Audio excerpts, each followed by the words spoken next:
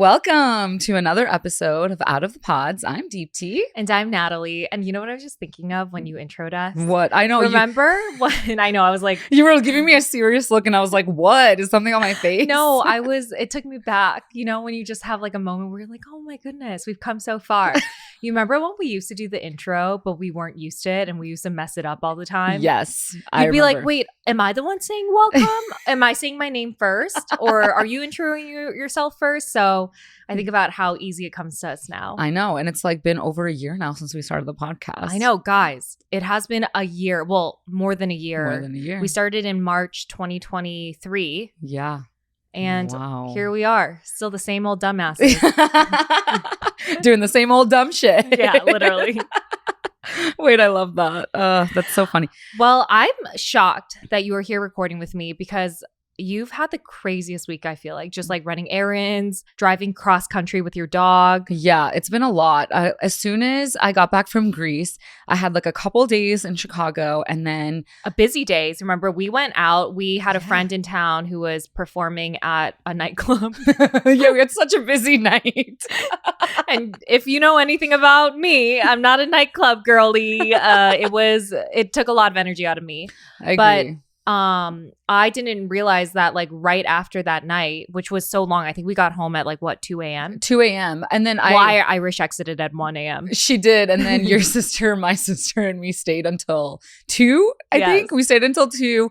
And then the next day, I was like, I was going to take a flight back to Dallas, but I was literally like, I need a rot day. A rot day? Where you got to rot in bed? Yes. I rotted all day. And then on that Monday, that was it. Yes. That was it. Yep. Yeah. I went back to Dallas because when we went to Greece, my brother and sister-in-law watched our dog because he is 16 years old, my little Pixel. Oh, I know, I love him. And he like is super anxious and like just very like dependent. Not really dependent. He just is like attached. So we had to leave him with family members. So before the trip, we drove him to Dallas. So obviously my car was there and my dog was there. So you had to bring him back. I had to bring him back. Drove the 14 hours. But I was like, every time I go on a trip and come back, I can only do the bare minimum. And the fact you did all of that, especially for your dog, that's love. I know. I think I love Pixel more than I do anyone on this planet. I actually truly believe that. No, I do. Sorry, mom and dad. But it was crazy because I drove the 14 hours all by myself, even though all of my family is like, don't do it. Like, I'll come with you. I was like, crazy. No, listen, I need the peace and quiet. I do not want to chat with anybody. But what's amazing is I put up a story and I was asking, our on pod Instagram? besties. Yes. Okay. Yes. On Instagram. I feel like I saw this. Yes. I asked like my followers, pod besties, like give me all the recommendations, like music, podcasts, audiobooks. And I don't know how the pod besties know me so well because I got so many true crime podcasts and I was like so excited about it. And I don't know if this is new information, but I love true crime. Dude, it's so wild because for 8 straight hours, I was listening back to back to back, just like murder stories, like crazy mothers who do crazy shit to their kids, like sadistic people, like all this stuff. It's because human psychology fascinates me. So I just think it's like so interesting, like even thinking about serial killers. But I remember coming home that night and I had the worst nightmare ever. Yes, I was going to say. And immediately I was like, oh yeah, that's why I stopped watching true crime. Because it's just, as fascinating it is for me, it really does warp your mind into thinking crazy shit. It's scary thinking that people can do really, really bad things to other people. Mm-hmm. I watch 48 Hours every day on YouTube. I always watch at least one episode, like when I'm washing the dishes or cleaning my home, which I literally do every day because I'm psychotic. You are psychotic. You're OCD AF. But it does, I don't know, it makes me sometimes more anxious than it should. Yes. Like I will be somewhere and be like, okay, like this potentially might happen to me because I saw it on 48 Hours. Yes, exactly that. Because you tend to like have a positive outlook on life where you don't think people passing by you could be serial killers. Yeah. But when you are constantly thinking or like you're like, oh my God, I read this story or I heard this, you change how you look at the world. But I really like that now that I'm more, how do I say, wary of other people. Mm-hmm. Maybe it's a really bad quality to have, but I do appreciate that I'm more wary about people, especially when it comes to making friends. I really wanted to talk about this with you. Yes. Just I've been talking to Deep privately about how all of a sudden the last few months I've had acquaintances just like reach out to me and be like, let's do a one-on-one dinner, like let's try to be friends, blah blah blah. And I think I've had like 10 people like text me that, being like, can we hang out, like would love to be friends. Yeah. And it's really cute, right? And you're like, it's a positive thing. Yeah. Most of the time you're like, yeah, like let's do it. Yeah. Like I could always use an extra friend. Yeah. I literally told you, what did I say to you? I was like, you just are exuding the energy that is attracting other people, which is a good thing. I know. It's a good and I was thing. like, have I changed and been a nicer person? And that's why everyone's trying to hang out. And I was like, you're chatty Cathing it up at events and you're exuding good energy. When I'm not Irish exiting, I'm making the most of my time and talking to as many people as I can. But I have been really like picky choosy in terms of who I really want to get to know. Like if I have met someone and I get a sense like I didn't get the best vibes from them, or they showed me something in their personality where I'm like, I don't think like something's off, or like I don't think we'll make good friends. I just kindly shut it down right there. Yeah, you have to identify when you see red flags in friendships as well as relationships. Like relationships is one thing, but almost friendships are even more important, I feel like. Yeah. Because who you surround yourself with is an extension of yourself and your own mindset. 100%. Yeah. And if you don't curate that properly, you could really fall into the trap of like just not being in a good headspace, you know? Yeah. Okay. So a piece of me was like, am I being unfair? Like judging people right off the bat because everyone has a bad day, you know, and that might be affecting how they act that day. And I should give them another chance. But then another piece is like, you know what? I'm like in this era of protecting my peace. What you just said, I want to curate the people who I surround myself with. I want people who I feel really good being around. I feel like they make me a better person. I feel supported and loved. And I just don't have time to like take chances and like waste time, I hate to say it, on people where I'm like, I know we most likely won't be good friends. I also feel like at this age, now that we're in our 30s, we've gone through like some cycles of friendship with other people that I'm like, I kind of know who I'm going to get along with. Yeah. Like the personality types, the values, the characteristics, the attributes, you know? Yeah, absolutely. I think also as we ourselves grow as individuals, there are certain things that we no longer tolerate when it comes to our friends. I even remember when I was super young, like in my teenage years, like I was such an insecure person. And like I had no confidence. And my best friend at the time did exude that confidence and had like really good friendships. And I was just kind of like her friend who was like that. I don't know, like it was kind of like a pity friend. I was the pity friend. Were you the Duff? Yes. And do you know what the Duff is? Okay. It's that movie. What is it? What does it stand for again? I can't. I think it's designated ugly fat friend. I'm not saying that was you. How dare you? And that is exactly what I was. That is so funny. I remember that movie too. It was so, I was like, damn, I relate to this way too hard. But like, I didn't blossom until later in life. So like that part of my life, I was so like I was the Duff. I was the Duff for her. Stop. She was like so pretty. Like we were on the tennis team together and like she would have boyfriends all the time. But her whole MO was like putting me down to make herself feel better. You know, like that kind of friend. Like you're like the joke of the group. Exactly. And like I didn't even realize it at the time. But what's funny is the friends around me did. And they'd be like, Deepti, why are you putting up with this? Like, and I was like, she's my best friend. Like, like I know she's like hard on me, but like she's my best friend, you know, like making excuses for her all the time. And what's crazy about this story of my ex-best friend is obviously like I was very codependent on her. And, you know, like I said, my friends would always be like, dude, why are you putting up with this shit? Like, it's crazy. Like, she doesn't treat you well. I'm like, whatever. But how old were you? I think I was like 14, 15. Okay, so in high school. Yeah. Actually, no, it was like the first year of college. Yes, because I remember she like, we chatted a little bit, but like, you know, when you get a little bit of distance, you're like, okay, this is kind of like easier to give up. And we had issues like in high school or whatever. But one time I went to India And this was like summer vacation and we were supposed to hang out. But like after I got back from India, my friends, so we had a group of friends, and they tell me, they're like, hey, we're no longer friends with this girl anymore. And I literally was like, okay. And I never talked to her since then, and she hasn't tried to reach out to me, like, and it's crazy because this girl is a pathological liar, so there's some, I won't even get into dive there's into like layers into the stories. Yes. Why didn't they want to be friends with her? Did they just like realize one day like she's toxic? Yes, because she's a pathological liar and she had lied to all of us on different occasions. It's funny because like I kind of disconnected, went to India, came back and hung out with those friends, and they're like, by the way, we're not friends with her anymore. And I was like, great, thank you, because I don't have to deal with the conflict, you know? Yeah. But I was like such a young person that I was willing to put up with like shit. So kind of brings me back to, I think now that we're older and we realize, and we have more confidence. Yes. That we're like, okay, you know what? I recognize that this friendship is not good for me and I need to distance myself or completely end it. Yeah. And you're right. We go through those cycles. And I think now that we're older and we realize those things, we just don't tolerate shit anymore. Yeah. And it's even more important to surround yourself with good people. But what's been really difficult is it's really hard to like outright just be like, I don't want to be friends with you, right? Like that's so no, mean. yeah, that's like if I was on the other side, I'd be like, what the fuck? Yeah. But there's this one person who I kind of just know through other people, or I've like heard about her behavior, and it's not someone that I want in my life.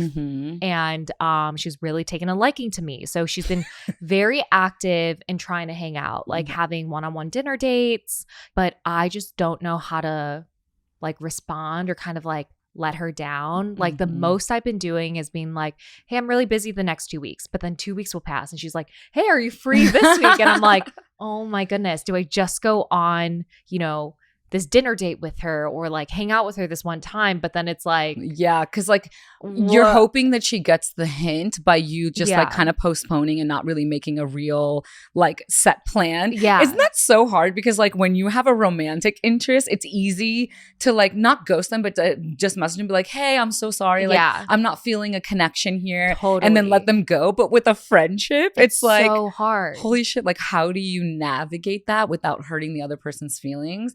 And I'm a big proponent of just like kind of ghosting a little or like allowing them to get the hint. But what do you do when they don't get the hint? I know. So I was thinking of saying something like, hey, like, sorry, you know, I've been so busy, but which is true. Yeah, it's true. It's kind of true. I've been busy. But I'm like, I want to be like, hey, I'm trying to focus on like my friends and prioritize like other things. I'll let you know when I'm available and kind of let it end there. But I don't know. It also feels kind of like really dramatic to say that. Like so I was like, do I just kind of like stop? It's a busy day out here in the street. Chicago's really criming today. Hopefully prayers, nothing bad's happening out there. I don't know. It sounds kind of... Sometimes when there's cops and they just don't want to sit in traffic, they'll just turn those lights on, baby. And they're like, let me through. I could see it. I would. If I was a cop, I'd be like, please. Get out of my way, motherfuckers. I'd be like, let me put those lights on. Bam, bam. Yeah. And then you have to wait till you're at a lonely street to turn them off and then just like go on your way. You're like, that was nice.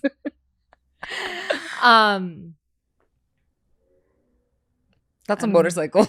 I don't know what I was going to say. Oh, ghosting. Oh, dramatic, being dramatic. Okay. So I was like, is that dramatic? Or should I just like stop responding? But I feel like that's also mean. But then I was like, why am I so like preoccupied in terms of how do I respond to this person? Yeah. Like, what if I just do nothing and, you know, like I like, why am I spending so much time being like, how do I let this person down? Yeah, I agree. I think like the text message example that you gave is almost, it's too over explaining yourself, because you're right. You don't have to explain yourself to anybody. You guys aren't friends. It's not like you owe her much, you know? Yeah. And it's a hard situation because you don't want to hurt her feelings either. You know what I mean? Yeah. So I definitely am a huge proponent of just doing nothing, to be honest. And then but nothing is ghosting, and it's like ghosting is also bad. Ghosting is bad, I think, when it comes to a romantic interest and you've gone on a date with somebody and like giving them the attention and the time.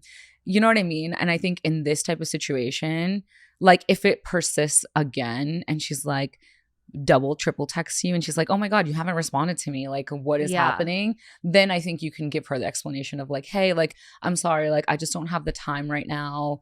Yeah. And do something like that. Like, you know, you don't have to overly.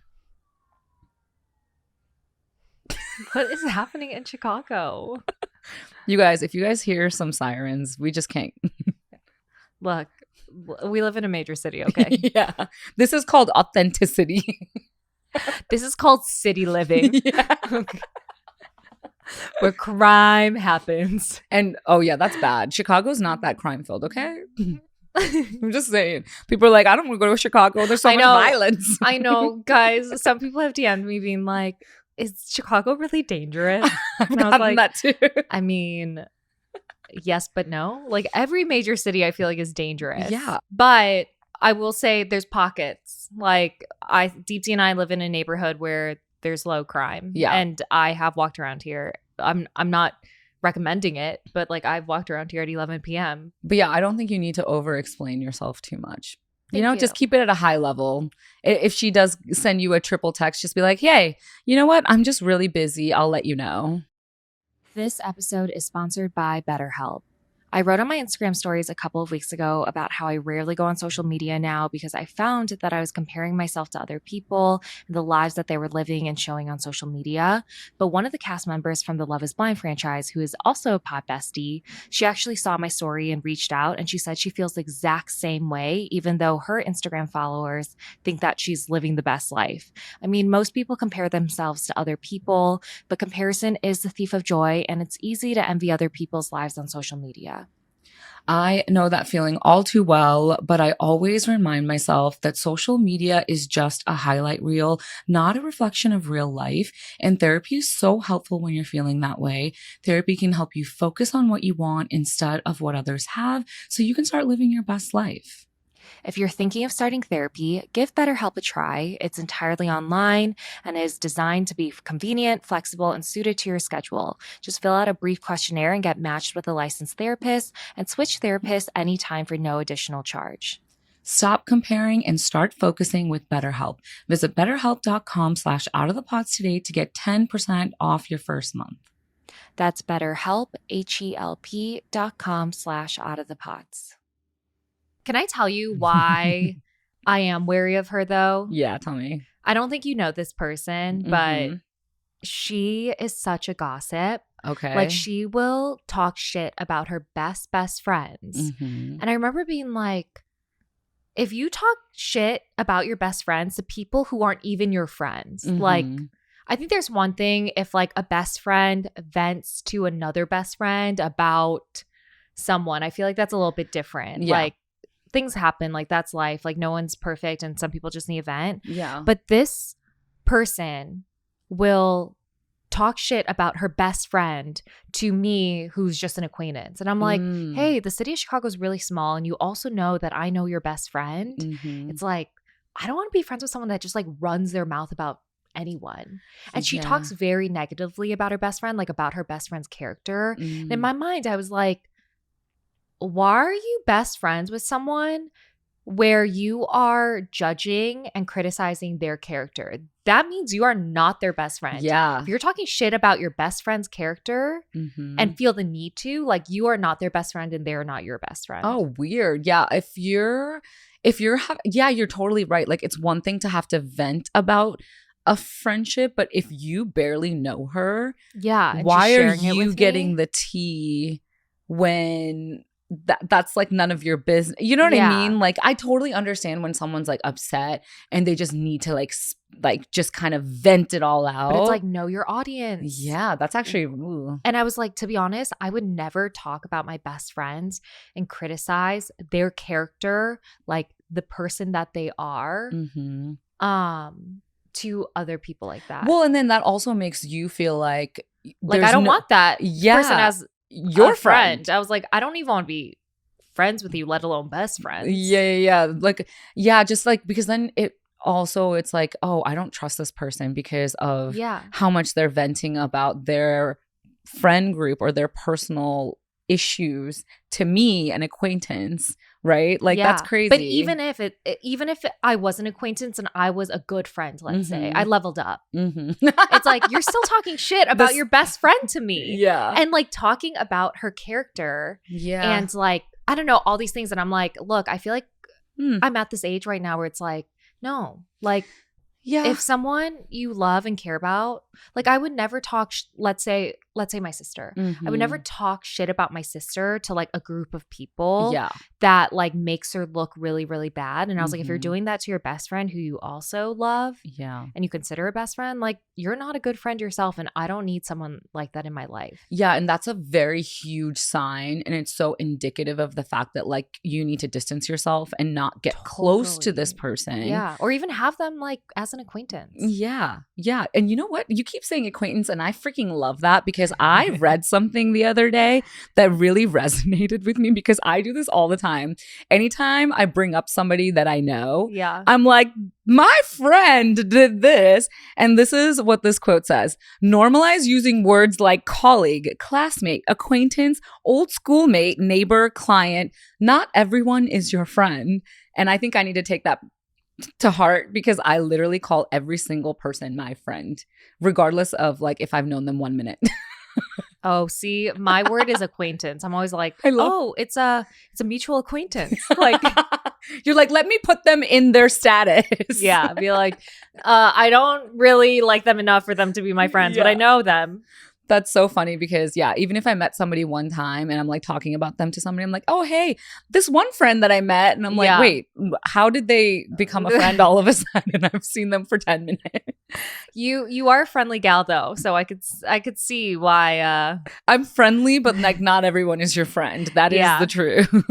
I know. I'm also like, I talked about this earlier, but like protecting your peace, I feel like is so important. Totally. Like I was like, I don't need to like waste my energy or surround myself with like people I don't want to surround myself with. Like I'm going to protect my peace. And sometimes I protect my peace a little too much that nobody texts me all day. And the only person I hang out with is my sister. But I feel like I feel like I'm just happier that way. Dude, you know what's interesting is when I first got out of like my last relationship or even a situational ship, you know, like Kyle. It's not Kyle. I had a situationship after Kyle. Remember him? Yeah. I do know. It was like it's so nice, like getting those like good morning texts, those good night texts, and then like you get excited. And at first when those stopped and we stopped talking, it was weird because I was like, oh my God, like no one is fucking texting me. This is so depressing. But you're totally right now. Like even though no one does, I'm like, thank God. I don't have to like have the energy to text somebody back or... I would rather feel a little bit lonely than hang out with someone I don't like or be in a friend group with a bunch of drama. Like I was like, I'd rather be alone. Yeah, protect your peace. Okay, I'm not saying I'm alone though. I do have a group of, plus Deep D obviously, but I do have another group of like 7 best friends. Yeah, she's not a loner, you guys. I've known since high school and college. But what I'm trying to say is like, I think when it comes to like new friends and being like, do I pursue this even though I don't get good vibes?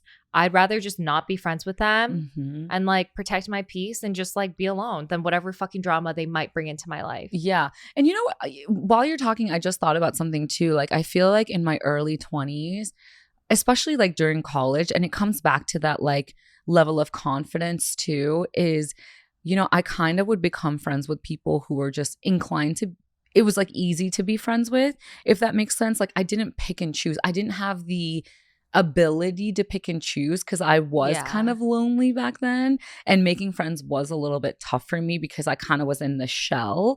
So you kind of are friends with people sometimes, especially in your early 20s, out of convenience. Or because you just need friends. Exactly. You know? Or you feel like you need friends. Exactly, because you feel lonely and you're like, oh my God, like I feel so, you know, just isolated that you're like, okay, like whoever talks to me, I'm going to be friends with them. So it's kind of like the beggars can't be choosers type of situation. Whereas I think you and I are in a position now where we do attract a lot of people that want to be friends with us. Because of the show. Primarily because of the show. I swear to God. We got to talk about that We have to talk about that. And that's why like I feel like we're in a position where we can kind of select our squad now. Whereas before, I don't think I was in a position to be able to do that. I totally get that. And I feel like when we did the Dear Deep D and Natalie segment 2 episodes ago, we did get that of like, you know, I'm not jiving with my current friend group. How do I make new friends? And I was like, it's really tough, especially when you're older. Like at this age of 32, even for me living in a major city, the third biggest major city in the US, it's really hard to make friends. Obviously, I got really lucky the last 2 months with all these people reaching out. Yes. But I was like, even though it's really hard, I refuse to be friends with just anyone. I think like we have to lift our standards and be friends with people that like are really good people, like really good people. And you surround yourself with like people that, I don't know, match the type of person you want to be, the type of person you are now, like their values align, like all these things. And so I think it's really vital to be choosy and not just have like superficial friends who you'll probably talk shit about. Yeah. There's so many activities to do this summer, especially if you're from a lively city like Chicago, where we're stuck inside most of the winter. And when summertime rolls around, so many people are out and about. And when you're spending money on these summer activities, like getting drinks on a rooftop or going to a music festival, why not use those purchases to build your credit? With the Chime Secured Credit Builder Visa credit card, it's easy to start building credit with everyday purchases and regular on-time payments. Building credit is so important. When your credit scores grow, so do your opportunities for lower rates on big loans like for a car or home. I do really like the Chime Credit Builder Visa credit card. There's no annual fees, interest, or credit check to apply, and you could use it everywhere Visa credit cards are accepted. And you get access to 60,000 plus fee-free ATMs. That's more than the top 3 national banks combined. With Chime's secure credit card, you can improve your credit scores all summer long. Get started today at chime.com/outofthepods. That's chime.com/outofthepods. Chime feels like progress. The Chime Credit Builder Visa credit card is issued by the Bancorp Bank N.A. or Stride Bank N.A. SpotMe eligibility requirements and overdraft limits apply. Out-of-network ATM withdrawal and OTC advance fees may apply. Terms and conditions apply. Go to chime.com/disclosures for details.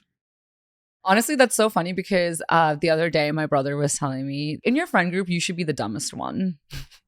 Like, because you should surround yourself with like really intelligent people. Yes, yeah. And I was like, you're right. And I think that for the most part I do, honestly.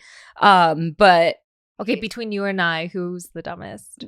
That's rude. I feel like our intelligence is in different arenas, if that makes sense. You know what I mean? Like I was kidding, but no, I totally you know what I mean? Which is exactly what's important in a friend If I group. want to know things about astrology and the universe and tech, I'll go to Deep D and she'll be like, here is my wealth of knowledge. Yes, you're all about finances. If Deep D wants to know, like, how do I make that bitch move? Like, how? And I'm like, I'll tell you. Also, you're really, really financially savvy. Okay, thank you. No, you really are. It's I'm great. really not, but... And you're also like probably the first person I call with any issue that I have this morning. I know I'm always in like fix mode. I'm like, don't think, but fix. And I was like, Natalie. Every time I call Natalie and I have an issue, I'm like, dude. Yeah, I know. And I'm like, did our exes post about us? Yes. No, that's always what I started off. Dude, I'm freaking out. And you're like, God damn it. What happened? I was like, who was it? Shane or Shake? Don't tell me it's Kyle. I'd be like, did Kyle DM you? That's so funny. And it's usually none of the above. Yeah, no. It's like it's never, something else. Yeah. It's something else that's like unrelated. But yeah. It's so funny. But no, yeah, it's what were we even talking about? We digress so much. Protecting your peace. Protecting your peace. Yes. Anyways, I think making friends as an adult is really hard though. Like I have trouble doing that. Yeah. Well, we have each other and they always say quality over quantity, right? Yes. Like I remember when I was in college in my 20s, I was more focused on trying to be like friends with everyone and just getting to know a bunch of people. And I would just call anyone my friends. Like I remember thinking in college, like, oh my gosh, I have like 40 best friends. Yes. But then you graduate and then life happens and you find yourself at 32 and realize you only talk to like 5 of them. Yes. Wait, college. that's my exact same Yeah. thing. And I went to a small college too. So I'd be like wilding out. Yeah. Especially because my parents were so strict. In college, I was a crazy girl. I'd be out all Is that the crazy? time. When Yes. people hear about that, when you tell people like I was wild in college, people are like, oh, sweet Deep D. Yeah. They're like, no way. I'm like, you don't know that side of me. She was crazy. Yeah, I was a little wild. I was too. I was Yeah. wild. I would be like party hopping from frat to frat to frat. And I'm like, you shouldn't know my name, but you do. But it's a small No, school. I used to fall asleep in closets at house parties. You want to talk about like wild? Wait, shut up. I remember people that I haven't talked to since college, like Yeah. when the show came out, Mhm. they were like, oh my gosh, like you've changed so much. You're so like mature. And I was like, yeah, that was like 10 years ago now. And as you should be, you should explore and be fun and have those party friends in Yeah. college. That's what college is all about. And I was like, you guys tired me out. I was like, the moment I graduated, I was like, I'm too tired. Exactly. Like, I was You're like, I got to change. yes. You're like, I'm too exhausted. Plus, I'm back home now and my mom won't let me out past 10. Oh. No, I lived on my own after college with roommates. But even then I was like, I'm too tired. Yeah, it took me. I was like, I gotta work. But the closest friends that you have from college, did you live with them? One of them I lived with. Okay. Or two of them I lived with, actually. Mm-hmm. I lived with two of them. And then the other three, you know, they truly just were my best friends. And Yeah. they continued to like grow with me and love me and support me. Oh, I love And that. yeah, so that's kind of how it all came to be. Yeah, that's how it was with because we got a house the last 2 years of college. And the girlfriends that I lived with are the ones that are like, you know, like even though a lot of time passes and you don't talk to them, those are the friends you can always just like, it like picks up exactly where it left off kind of situation. So that's my best bond. friends I talk to pretty often, probably like every other day, Mm-hmm. which is considered a lot for me. Mm-hmm. But I don't hang out with them a lot because what's interesting now, and I think this happens to a lot of people when they hit their 30s and with their friend groups, is like everyone's in a different stage. Like I've got two friends who have kids now. So it's like, yeah, they can't really just have dinner on a Friday night. They need to find a babysitter, Yes. you know, like things like that, or they can't stay out as late. So one's pregnant. So, you know, obviously like she's tired. So it just changes things. And they're all like kind of their priorities changed. Mm-hmm. And then obviously I'm single here without kids and I'm not planning a wedding like my other two friends are. So it's like, it's just everyone's in different stages. And so I think with that, it's gotten a little bit lonely sometimes because I used to see my friends every week and now it's really hard to even schedule something, I don't know, twice a month. Yeah. Right? Yeah. So that's kind of what's hard, I think, is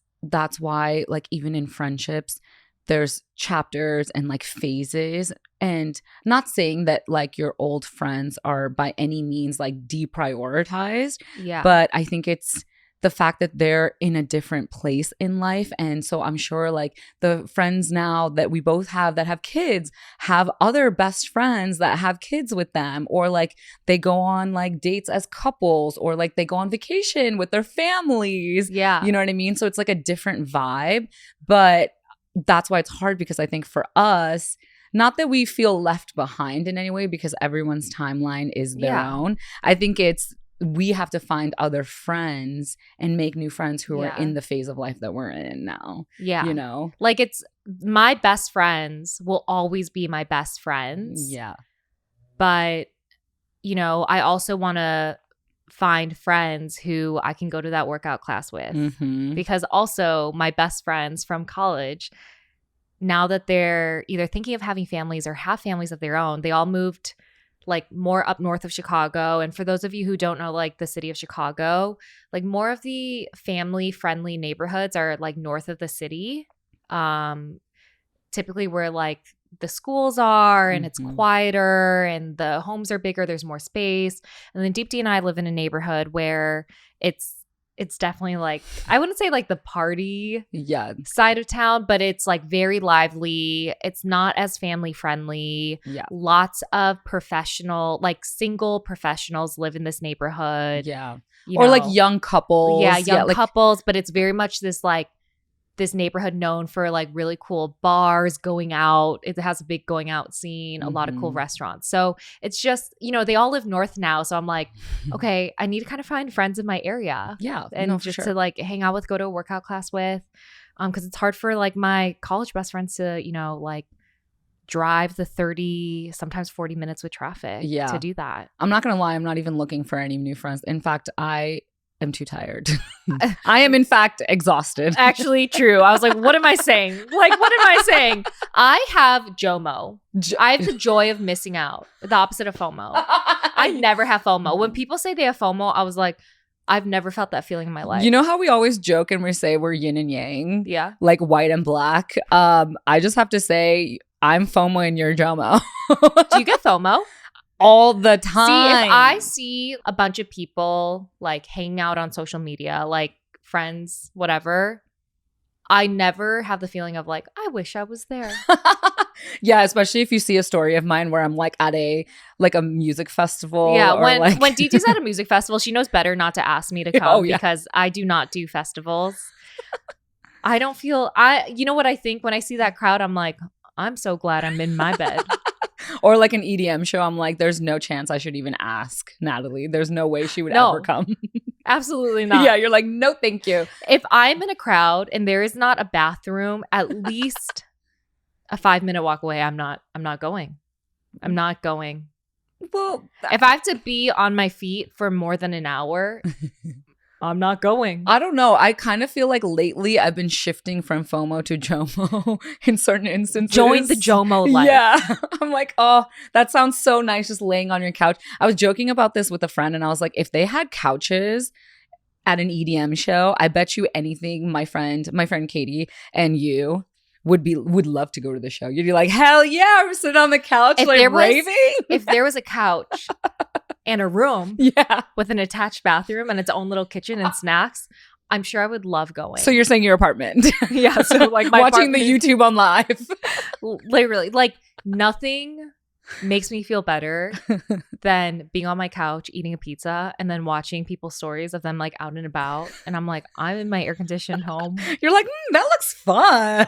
No, yeah. Like I was like, I get joy knowing that like all these people are having fun, but I'm having fun alone on my couch.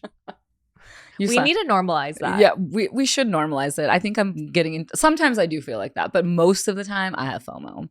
If if my friends are at like an artist that I absolutely love and I'm not there and I'm missing it, I feel very much like I'm like, oh, I need to go. Like, yeah. Wow. Yeah, I do. We're very different. We are different in that way. You know, that's good. That's why we have the balance, baby. Like if I'm really tired and I like, this happened like 2 weeks ago. My friends were like, hey, we got reservations at this like really cool new restaurant in Chicago. And I was like, oh, I can't make it because like my sister's speaking at a conference. I'll try to make it. And leading up to it, I was like, I really want to go to this new restaurant. Like, it seems really cool. I want to hang out with all my friends. Like, we rarely get together, like, all of us. And then I was so tired that day, and I was looking at their Instagram stories, and I was like, I'm so glad I'm not there. I was like, if I had to walk all the way there after today, I was like, there's just no way. If I had to put on more makeup to show up to the place, I was like, there's just no way. That's exactly right. The only instances where I have JOMO is when, one, I do not have an outfit that I can wear. I'm like, I have nothing to wear. I'm so happy I don't have to go. Or it's the level of tiredness. Yeah. Those are the only two reasons why I would have JOMO. Like, I was like, I'm so glad I couldn't make it to this dinner because I was like, I'm exhausted. Yeah. Wow, we sound like grandmas. I mean, you. No, I am a grandma. But I love it. I love that I just kind of sit in my home, go to a workout class, do some work, make myself dinner, and that's kind of it. I love that. Like, that is my perfect Friday, Saturday, Sunday, Monday, Tuesday, Wednesday, Thursday. All day, every day schedule. Wait, can we talk about how people want to be our friend because we were on the show? Yes. Please. Guys, pod besties, this happens all the time. I know it's already been 2 years since Love is Blind season 2 came out, which is the season DT and I were on. There are people in Chicago who still only want to be friends with us because of the show. Like, they think that we have some sort of clout or status in their eyes, where that's like literally the only reason. Yeah. And I like hate thinking like that, like, because I feel like we're thinking like highly of ourselves, and we're not. Like, that's not it. But it's like very obvious that they're pushing for a friendship and asking to hang out because they think that like us filming Love is Blind gave us some sort of status, or they look at the followers we have on social media and they like want to be a part of it somehow. And you know how you could just tell? Yes. You could tell because they're like asking a bunch of questions on the show. They recognize us. Yeah. They want to like know about like influencer events and all this stuff. Absolutely. And it's like, you just know. Yes. And it's so funny because when people first see me, and I don't know if this is like that for you, maybe, but like when they first see me, I by no means look like an influencer. I'm usually wearing like Target or Amazon. Like I'm just like Walmart. Yeah, I'm yeah. put together, but I'm not like, oh my God, like she is so like influencer. Look, yeah. Like how like what people said when our season came out, we look like people that you would see in the doctor's office, like in the receptionist room waiting for our appointment. Like you wouldn't even look twice at us type of thing. Totally. I'm like, oh, that is like we could pass you across the street and you no one's gonna turn their head looking at us. Exactly. And it's so funny how many people, like you chat with them for a little bit, some like don't have a clue who I am. Yeah. And then they'll like be like, okay, like let me follow you. And then they'll see the M and immediately they'll see the M. The million thing. Oh. Like the for follower count or whatever. And then they're like, oh my God. And that's when it clicks for them. And then they're like, oh my gosh, like I really want to be your friend now. And they turn it up a notch. And you can tell the difference between when they first met you to then finding out that you have the following. Well, I feel like we feel that at influencer events. I feel like we talked about that recently, where Deepti and I are pretty friendly when we go to like influencer, non-influencer events. But I've noticed that too, where we'll be friendly and someone might not be like really receptive to us. Like they might kind of like, I don't know, just kind of ignore us or just not try to continue a conversation. Yeah. But at the end of the event, when they find out that we were on the show, like someone told them at the event, like someone else, or they asked to follow us on like social media, they'll see our follower count and then their demeanor changes immediately. Exactly. The switch up is so crazy to me. And then I have to like clarify and be like, hey, like our season's really old. It came out like 1,000 years ago. Like we're not that important or cool. You're so funny when you're at events and you're like, you literally are like, no. Like I promise you I'm not that cool. Like you do not want to be friends People are like, with me. oh my gosh, that's so amazing. I love that show. And I was like, trust me, like I was like, our season was from 1992. Yeah. And you can't even find it on Netflix anymore. I'm pretty sure they deactivated that season. It's that old. We're too like, no, it's so funny because and I'm not saying like, by no means are Natalie and I saying like that people are not friendly. If anything, they're overly friendly when they find out. It's just interesting to observe the human behavior of before they know to after they know. And you're like, you would never want to be friends with me. You only like me because of that reason. Yeah. And I was like, oh, and now you're trying to hang out a lot. And that's really tough too, because I don't know. It kind of makes me feel like kind of icky. Yeah. I've had that instance where I met someone I really liked and then she asked to go on a coffee date. And I assume, I think she like acknowledged like that she had seen the show, but I was like, oh, she probably actually just wants to be friends. Yeah. So I go on the coffee date and the entire time she's just asking me questions about filming, how to get on a Netflix show herself, like, oh, I was like interested in this, do you have a connection like to get on this other Netflix show, all this stuff. And then she asked me questions of like the behind the scenes and I was like, oh, this is why oh my gosh, you wanted to be friends. It's like an interview. Yeah. And I was like, oh, I felt kind of used. Oh man, that sucks. And it sucked. Yeah, because now I feel like I've gone the other way where I'm so wary of people. Yeah, because you were looking for a genuine connection. Yeah. And it sucks because it like a relationship, it puts trust issues in your head about the friendship. And I was like, cool, another type of trauma. You're like, damn it, I thought you liked me for me. I know. And I was like, well, you're like, I said such good jokes and you're harping on the show. I know. I was like, wait, I thought I had a really good personality. And you only like me because I was a ding dong on Love is Blind. I think about that all the time too. I'm like, damn it. Like my personality didn't really get me too far. No, sometimes I really do have to downplay it though. If someone gets really excited that they're like, they met me and they found out I did the show. I always say like, I got 0 screen time. I was like, go bother Deepti. I was like, she was the star. It's really funny because we both do that to each other. Someone will recognize me and I'll be like, Natalie's here too. I know. And I'm like, she's right out there. Let's go see her. I do that to you too. I'm always like, oh, I was like, Deepti. Do you know Deepti? She shows herself on the show. She's like, she's right over there. Why don't you go talk to her? That's so funny that we're doing that. We're like, oh my God, like I can't. That's hilarious. But speaking about the show, I think what's really interesting about our season is that the 5 women, so Danielle, Mallory, Ayana, of course, Deepti and I, became really close. Yes, very close. After we filmed and also when the show came out. And I think we leaned so hard on each other. And I remember a producer being like, we've never seen that sort of closeness and friendship before. And I don't think anyone has really seen it in the other seasons. I do think like season 4 is really close, but like having all the women on the cast be pretty close, I think was very unique. But you know, we're going to be really honest with you guys, our pot besties, but like those friendships have definitely changed. Oh, yeah. And not for anything like big, like nothing big happened, but I mean, how would you explain it? Like, yeah, I think what happens is when we first get out of filming, everything is so new to us. It's not known to the public yet. So we really rely on each other to kind of process emotions, especially with like the partners that we had on the show. I think we all went through something very traumatic because it's not normal. Like it's not everyday life, you know. It was such a bubble. It's such a bubble. And so like we kind of only had each other to lean on and kind of talk about it because those NDAs were in place, baby. And so we can't really go to our friends, you know, because I just didn't get it. And even after the show, I think it's like, oh my God, enter the public. Yeah, enter the public. Everyone's either loving you or criticizing you, has something to say.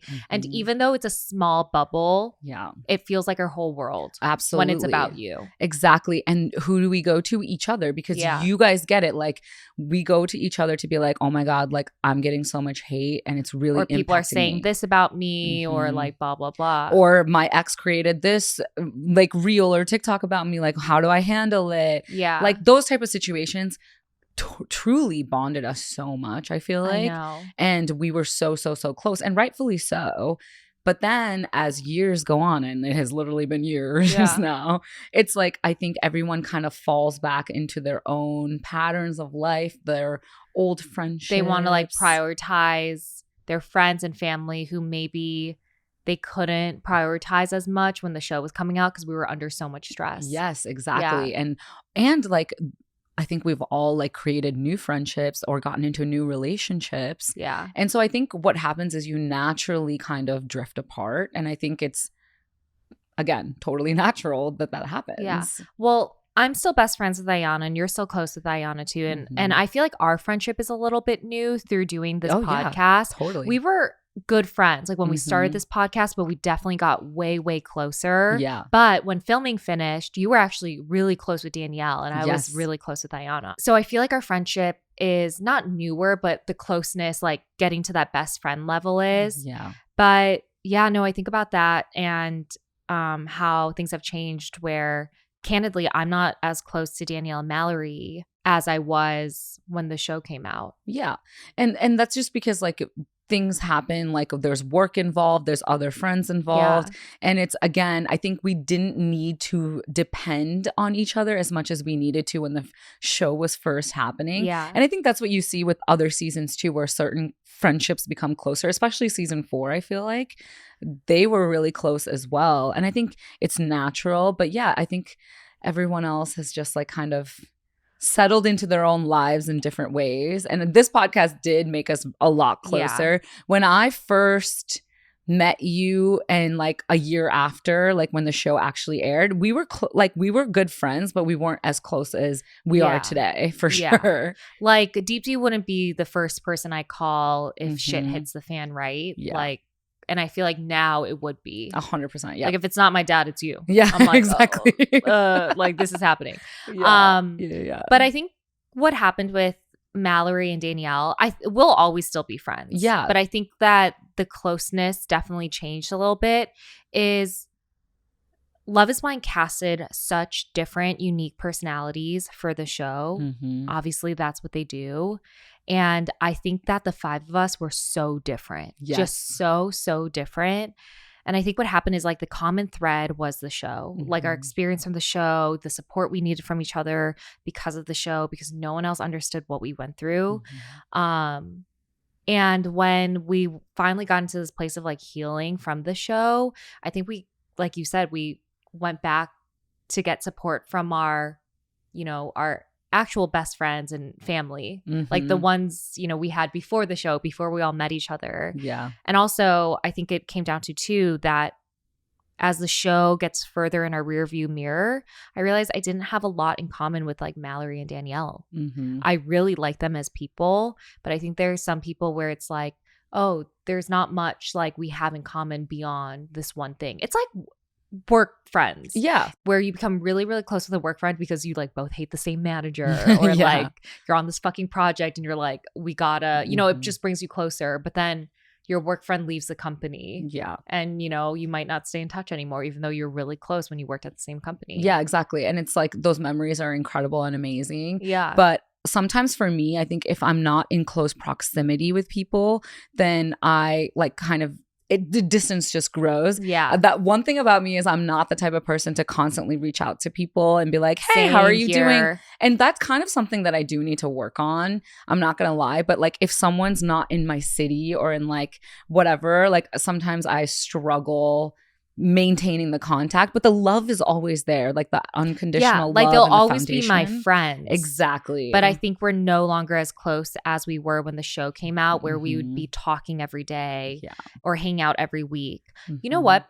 I feel like that's very common with other Love is Blind seasons, but also just like reality TV shows, because I've talked to like a bunch of people. If you look at Love is Blind season 3, like those women, I don't think Xana, Nancy, Raven, Alexa, and Colleen are as close. I think some of them are still best friends, but I don't think as a group they're as close. And I think that's something that they have said via their Instagram story. So I don't feel like I'm sharing something that's secret by any means. But again, naturally, when the show is no longer that common thread, like that commonality, once that goes away, like if you didn't vibe as best friends, like most likely like you won't stay close. And you see that with the Bachelorette and Bachelor franchise. Like over the years, like these cast members who would post all the time on social media, they stop posting together and kind of like go their own way and do their own thing. Yeah. And especially if you like have significant others too, or like you change locations, like people live in different cities. Yeah. There's just so many factors that happen in life. And it's just absolutely so natural